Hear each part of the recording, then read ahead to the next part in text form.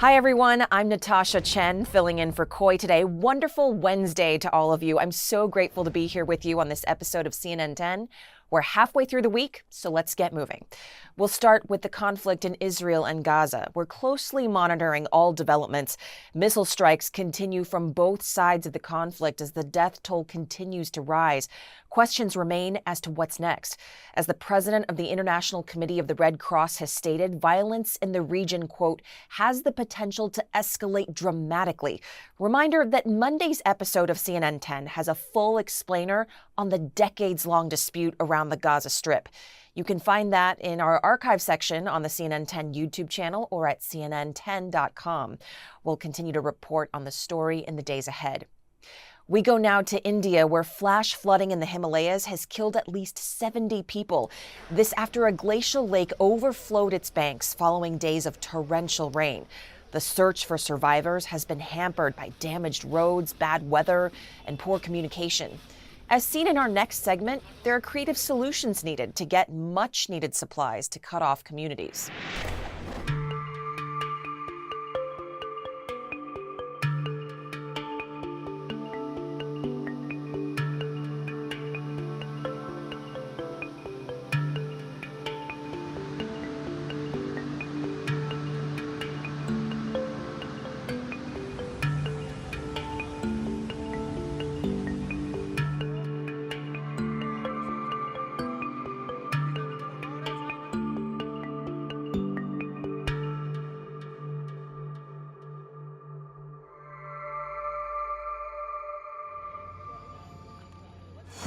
Ten-second trivia.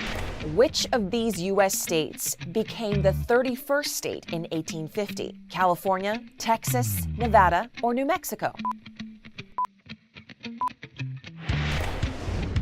In 1850, California, with a population of around 90,000, became the 31st state and is now home to around 39 million. Up next, news from the Golden State, where I'm reporting to you from now. California is making history as the first U.S. state to say no to 4 potentially harmful chemicals in U.S. food products. On Saturday, California Governor Gavin Newsom signed a law that bans red dye number 3 and other potentially harmful food additives in consumer goods. These ingredients are in a bunch of well-known candies and drinks. We're talking Skittles, protein shakes, instant rice, and even boxed cake. In response to the signing, the California governor said the California Food Safety Act was a positive step forward. For their part, the National Confectioners Association has said that by acting outside of the FDA, the bill's approval will undermine consumer confidence and create food safety confusion. Nothing happens yet, though. The bill won't take effect until 2027. This helmet will make it easier for deaf and hard-of-hearing football players to compete. AT&T and Gallaudet University have collaborated to develop the first 5G connected football helmet. It will allow coaches to select plays on a tablet and send them to a lens inside the helmet. Using augmented reality on a small display, the quarterback can keep their team playing at the pace hearing teams take for granted.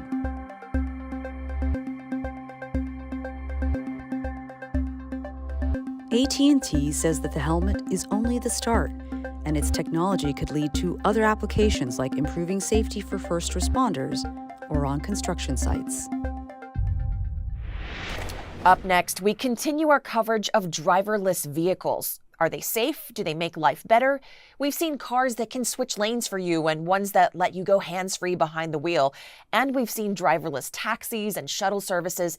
But what about a car available for purchase that would allow you to completely shift your focus off the road? But like most cases, there's a catch. Stick around for more.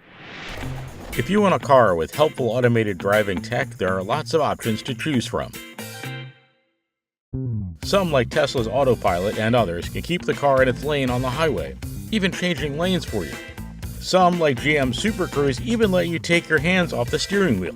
But they all have one thing in common. You, as the driver, must always keep your eyes and your mind on the road. Not so with Mercedes-Benz's latest Drive Pilot system. I've been on plenty of car test drives, but this is the first one I've ever been on where I've gone looking to get into a traffic jam. With this button here, I can initiate a system that not only allows me to take my hands off the steering wheel, but, and this is a first, take my eyes off the road, as long as I'm on a major mapped highway and I'm in a traffic jam going less than 40 miles an hour. But this is LA. Traffic jams are super easy to find here. Once I'm in the right conditions and Drive Pilot is initiated, I can genuinely pay zero attention to driving. This car even lets me watch videos, browse the internet, and play games on the touchscreen like trivia. It's fun, but Drive Pilot only works in a pretty narrow set of conditions. On top of having to be on the highway traveling under 40 miles an hour, it only works in the daytime. And the driver can't turn completely around in their seat or lean way back and take a nap. Various sensors make sure I'm physically in position to take over if I have to. Also, Mercedes chose sunny Southern California for this test drive. If it rained, this wouldn't have worked either. Another reason for California? It's the only state besides Nevada where this tech is currently legal.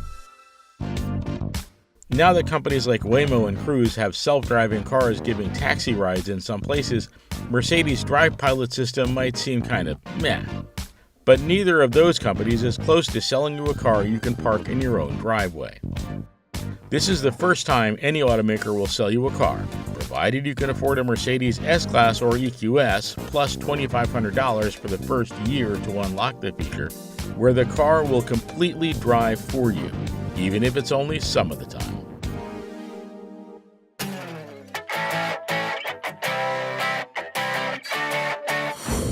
And for today's 10 out of 10, we're asking, how did the sheep cross the road? A large herd of sheep actually recently crossed the road in Othello, Washington, causing quite the scene. A video shot by a drone showed a massive group of sheep being herded across the road. Think we're trying to be perfidious? Well, look at what it took to get them to the other side with CNN's Jeannie Mose next. Don't even try counting sheep. There are too many of them. Swirling beneath the drone, recording them in Othello, Washington.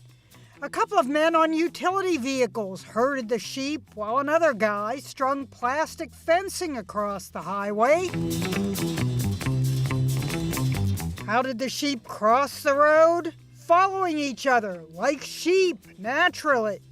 It felt like something out of Rawhide. Rollin', rollin', rollin', keep them doggies rollin'. Speeded up, it was weirdly mesmerizing and oddly reminiscent of cow art by a Kansas character who calls himself Farmer Derek.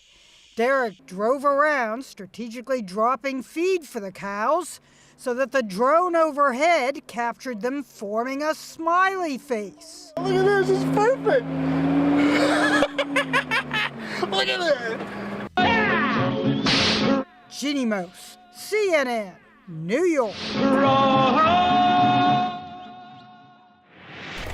And now on to my favorite part of the day. I want to give a special shout out to Oxford Hills Middle School in South Paris, Maine. We see you, and we hope you and everyone watching around the world has a wonderful Wednesday. And thank you to Coach Williams' World Geography Second Hour from Bethany, Oklahoma, for selecting this Wednesday's word, perfidious, which means deceitful and untrustworthy.